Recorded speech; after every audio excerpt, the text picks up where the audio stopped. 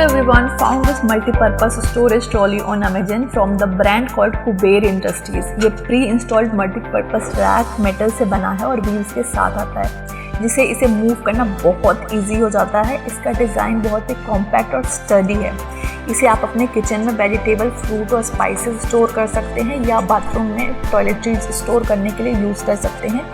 Amazon पर ये different shape और लेयर्स में अवेलेबल है। Do comment for link.